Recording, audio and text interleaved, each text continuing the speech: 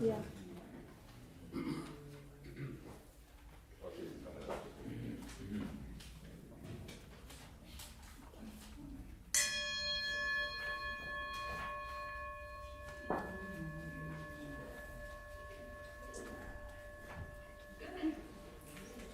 Please rise in body or spirit as we sing our gathering hymn, number 188, Come, Come, Whoever You Are. So we're going to do this as a round. We're going to sing it 2 times through together, and then try and divide yourselves in the middle as you can, whatever you want.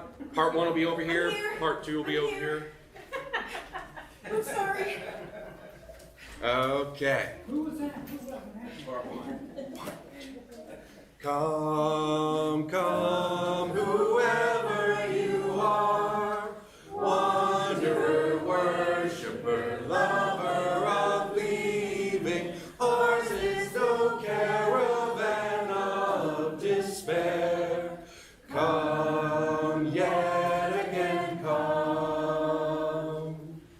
Come, come, whoever you are, wanderer, worshiper, lover of leaving, ours is no caravan of despair. Come yet again, come. Come, come, whoever you are. Come, come, whoever you are, wanderer, worshiper, lover of leaving, ours is no caravan of despair. Come yet again, whoever you are. Come, come, whoever you are, wanderer, worshiper, lover of leaving, ours is no caravan of despair. Come yet again, come.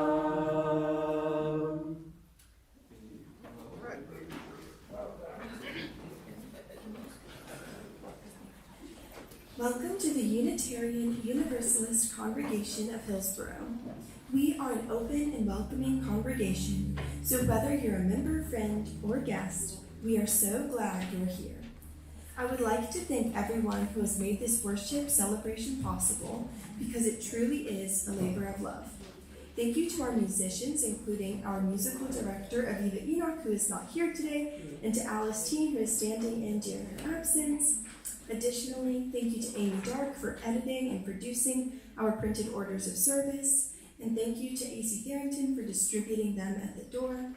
Thank you to our technical crew for broadcasting our service online, our RE teachers for helping guide our youngest attendees through their curricula, and the many other behind-the-scenes workers, including our building and grounds team, our finance team, our governance and ministry councils, our community outreach and fellowship teams, and, of course, the rotating group of volunteers who provide our after-service coffee hour.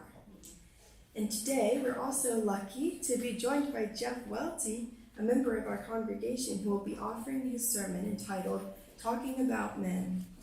But before we create our sacred space and begin worship, let's take a moment to share any announcements. The only one I have is to ensure your cell phones are silent. Yeah. Others? Hi, my name is pronounced Alice Tian, and glad to be here subbing for Lifa. I used to work here a long time ago. I'm actually going to play 2 pieces for the offertory. The second one is also by Robert Schumann, and it's called Butterflies.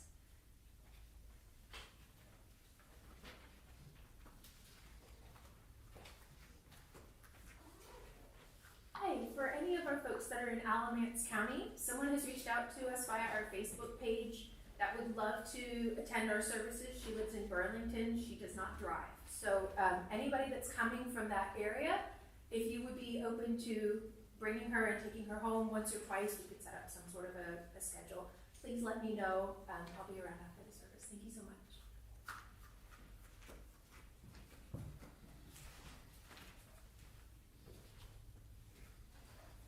So I know it's a little bit away, but I wanted to go ahead and get it out there so you guys can have it on your calendar. We are doing the UUCH Halloween Carnival again this year.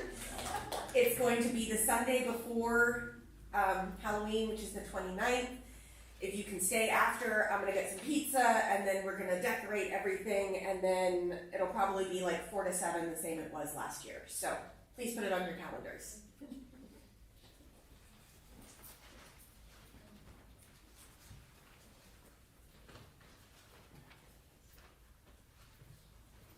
Hi y'all, Amy Dark, Program Administrator. You see we have new name tags, and this was a first pass, so I know that a lot of things got missed, and that there might be some errors, so please bear with me. There's a sign up on the whiteboard by the front doors. You can request a new name tag if yours is wrong or missing. We're gonna have more options. We're gonna have lanyards and pins for those of you who prefer that, probably next week. I'm working on it. It's an ongoing project. Also, chalice circles. We're going to start chalice circles here again soon. There's a sign up in the e-news. And there's a meeting on Monday, I think tomorrow, for anyone who is curious about chalice circles. You can join Steve on Zoom to learn more about them and help planning. And also, there is RE today, but I forgot to put the children's recessional in the order of service. Sorry. So after the joys and sorrows, we will be seeing the children. I think that's all. Thank you.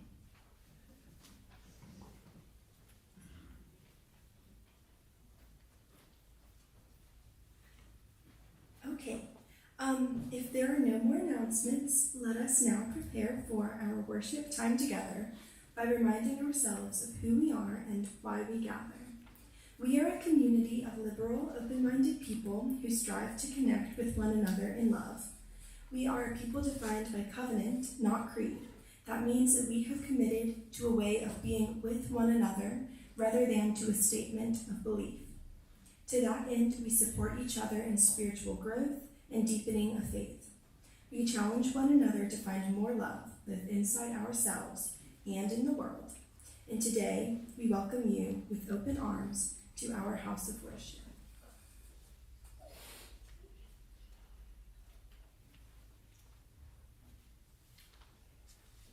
Our opening words today are "Come, Come, Whoever You Are" by Reverend Melanie Morrill and Swinger.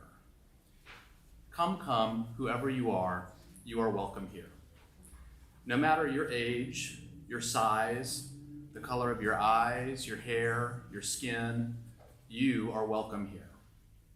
No matter how you came here, if you came alone or with others, you are welcome here. No matter whom you love or how you speak or whatever your abilities, you are welcome here. Whether you come with laughter in your heart or tears in your eyes, you are welcome here.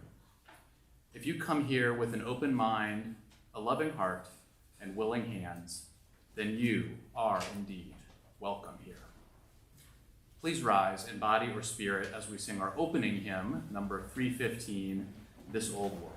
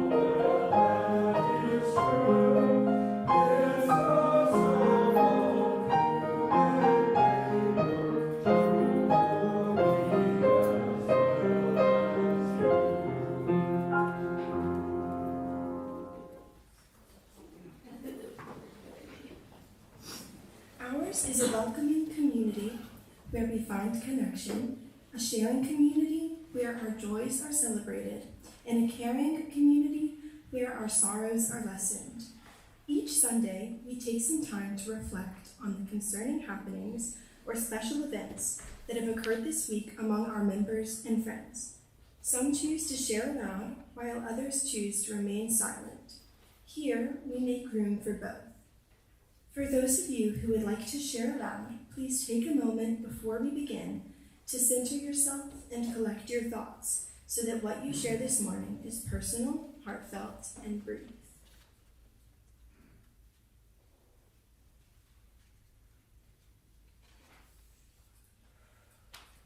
When you are ready, please come forward, tell us your name, and share what is in your heart. When you are finished, you may release a stone into the vase on the altar.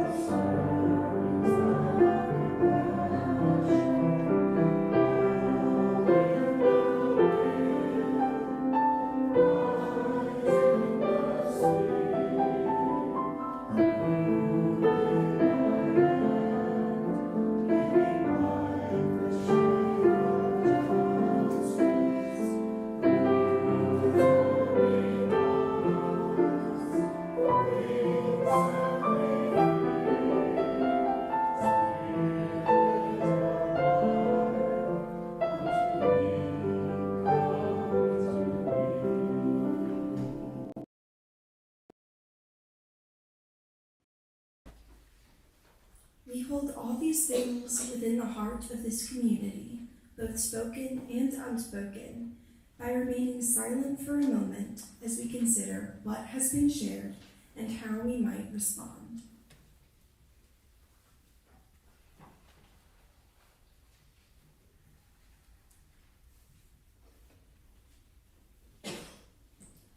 Let us close with Amen and Blessed be. At this time, let's sing the children to their RE classes with the Children's Blessing, which is in the back of the gray hymnals.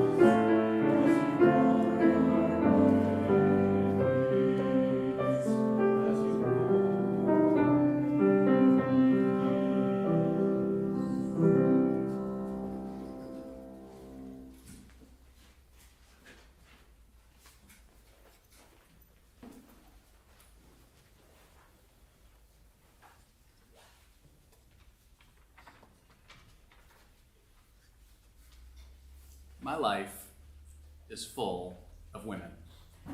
At home, I've got my wife and our 2 daughters and 2 dogs, both girls. Our mother-in-law spends a good amount of time with us too. At work, I'm part of the leadership team of my department at UNC. It has 7 members, 6 women and me. The truth is, I've always spent a lot of time with women. Even going back to high school, I had more close female friends than guys. I don't know exactly why. It wasn't an intentional choice, but I'm certainly not complaining about it. I love my wife and my girls. I wouldn't change a thing. It is true, though, that my situation has some predictable effects. I've seen Barbie. I can readily differentiate between all the Disney princesses. I'm conversant with the works of Brené Brown. And I've played a supporting role in quite a few birthday tea parties, often wearing a tuxedo and delivering tiny foods to 7-year-olds dressed in very elegant attire. I also spend a decent amount of time in serious conversation about areas where women are disadvantaged or excluded. At home, we talk about how women tend to do more housework and emotional labor than men do. I'm a law professor, and at work we talk about studies that show that female lawyers argue fewer cases before the Supreme Court than men do, and they're interrupted by the justices more often. Wearing my academic administrator hat, I try to be aware of the tendency of female faculty members to serve on more committees than their male counterparts, often committees focused on workplace culture that aren't given much credit when it comes to career advancement. What I'm getting at is, I spend a reasonable amount of time thinking and talking about things of interest to women. On the other hand, I sometimes think, but rarely talk, about concerns that are specific to men. To a certain extent, that goes with being in the privileged or dominant group. We don't talk about men's issues for some of the same reasons we don't talk about white issues. But today I do want to talk a little bit about men. And let me start with some statistics. 3/4 of the deaths of despair in this country, that's suicides and drug overdoses, are men. 90% of prison inmates in America are men.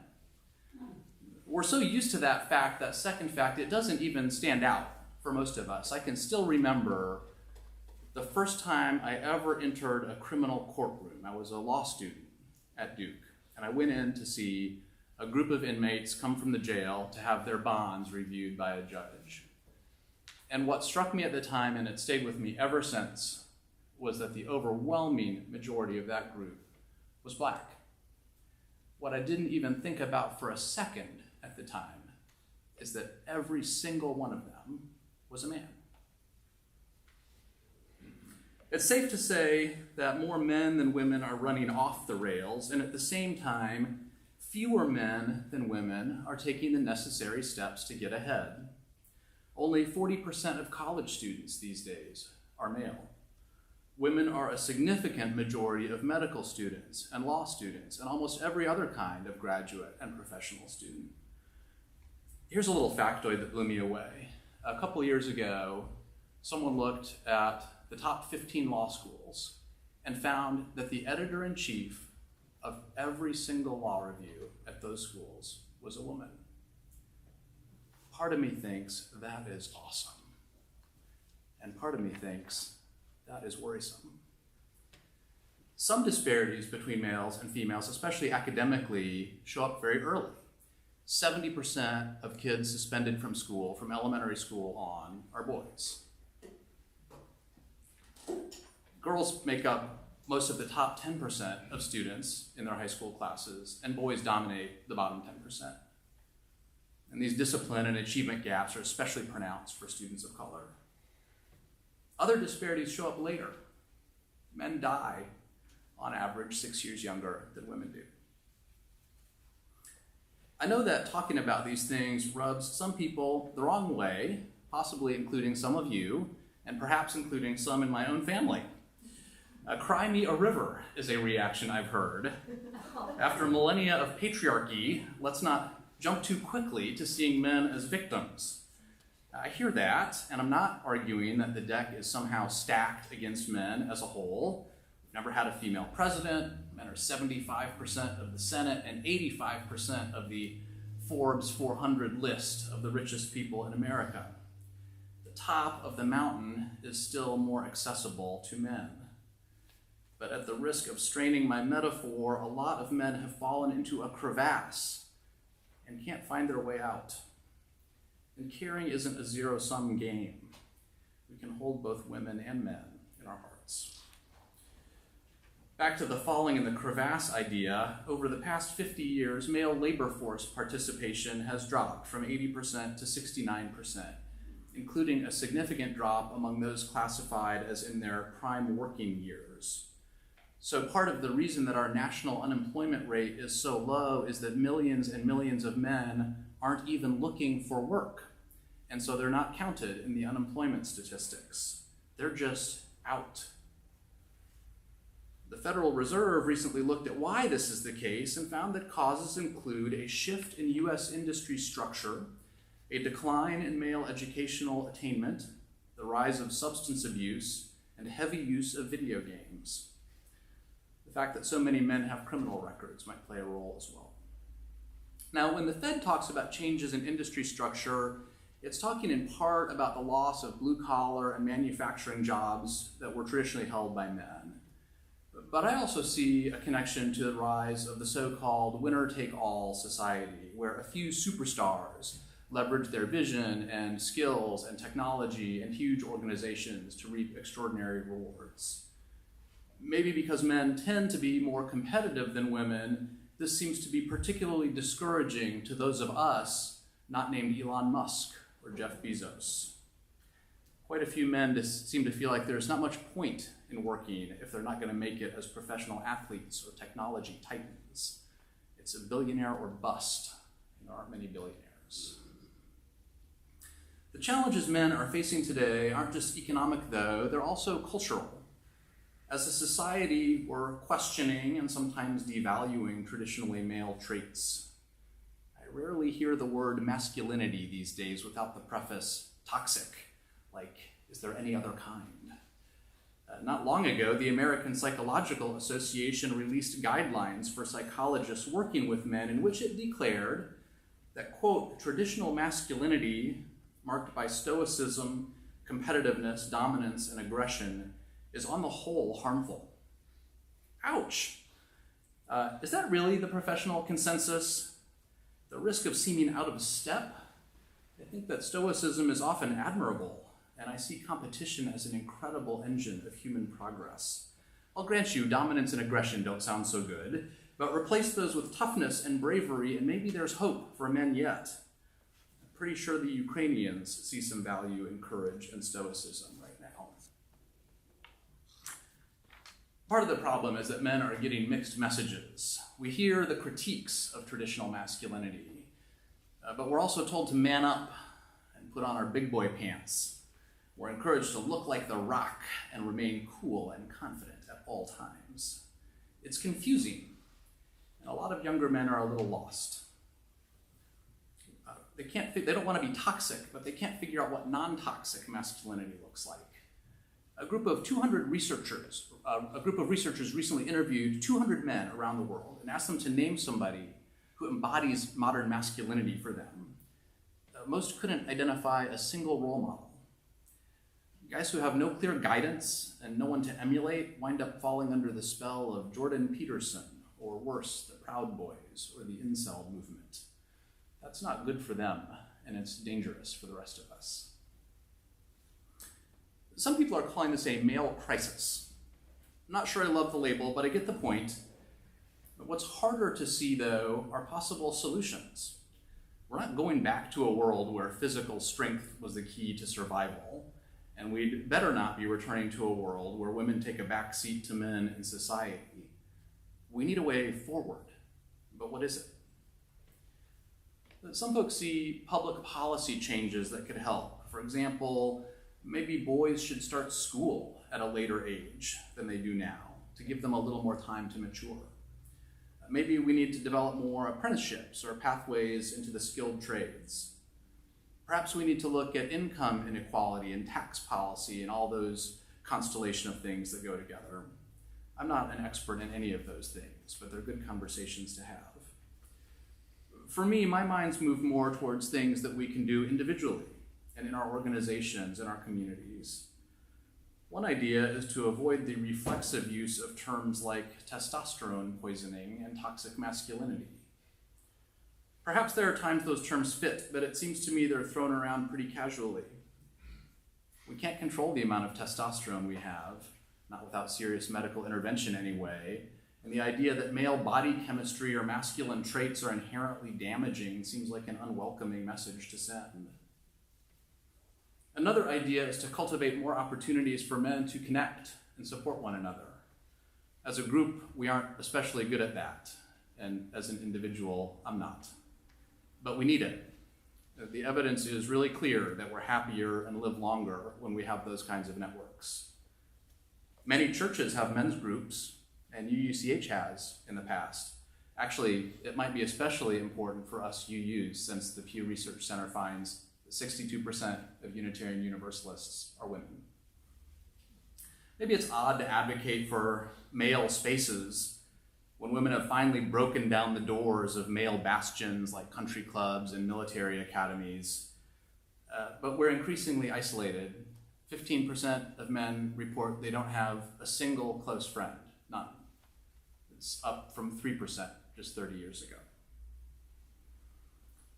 Finally, we can all look for ways to encourage young men who make pro-social choices, like staying in school, working, parenting their kids. We should encourage everyone who makes good choices, but for the reasons I've discussed, young men in particular seem to be struggling to make them right now. So guys who work at the grocery store or fix septic systems, or guys who bust their butts to get through community college, guys who invest in a stable relationship with the mother of their children. They're making decisions that don't get a lot of societal reinforcement today. It's easy for some men to get the feeling they're nobodies, spending hours grinding at meaningless jobs when they could be smoking pot or playing Call of Duty, or maybe just scrolling the endless scroll on their phones. So for me, I'm trying to be a little bit countercultural, maybe a little subversive. I'm trying to make a point to really see regular guys, to notice them and thank them and value what they do. Most of them, most of us, won't ever make it to the mountaintop, but just staying out of the crevasse is something these days. I want to close with a couple of words about one of my all-time favorite feminist slogans. It's stuck with me since I first heard it. It's that a woman needs a man like a fish needs a bicycle. It's so good. Whoever came up with it was a genius. It's so whimsical and it's memorable and it's true. But that's at the individual level. At the societal level, we need everybody.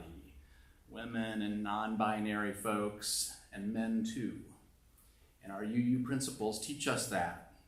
The very first one recognizes the inherent worth and dignity of every person, even those of us with testosterone poisoning, dad bods, and bald spots. Amen, and blessed be.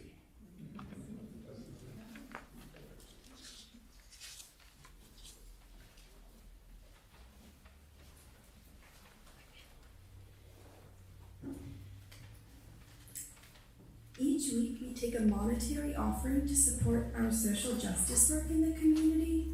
Our plate collection this month goes to New Hope Elementary School, and you may donate by putting cash or a check in the basket. Make checks out to UUCH and put plate in the subject line, or you can donate online by scanning the QR code in the order of service.